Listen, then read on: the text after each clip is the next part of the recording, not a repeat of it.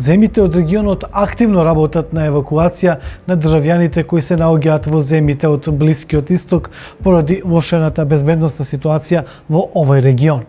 Авион на Air Serbia синоќ слета во Белград со 67 патници евакуирани од Израел. Тие во Србија пристигнаа преку градот Шарм ел Шејк во Египет, од каде што се случи полетувањето. Покрај државјани на Србија, на евакуацијскиот лет имало и македонски државјани, државјани на Босна и Херцеговина, Словенија, Црна Гора и Хрватска.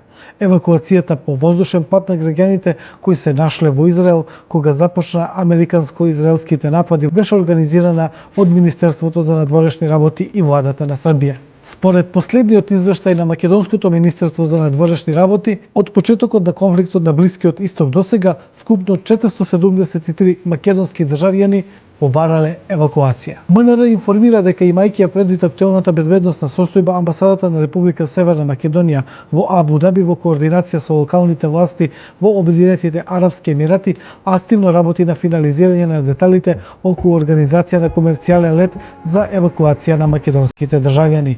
За денес беше планиран лет за Сараево, со кој во Босна и Херцеговина требаше да пристигнат 156 боснански државјани од Обединетите Арапски Емирати, но летот е откажан. Освен овој лет, откажани се уште 74 летови.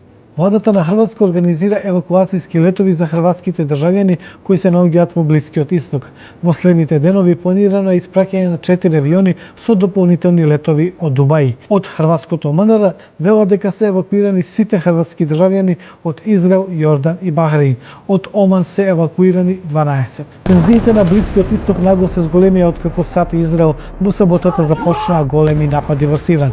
Иран возврати со напади со дронови и ракети насочени кон Израел, како и кон земите од Персискиот залив, каде што се наоѓаат американските бази. Надлежните од земите од регионот истакнуваат дека ги прават сите напори со цел евакуација и заштита на своите граѓани кои се наоѓаат на земите од Блискиот Исток, при тоа потенцирајќи дека безбедноста на граѓаните останува врвен приоритет.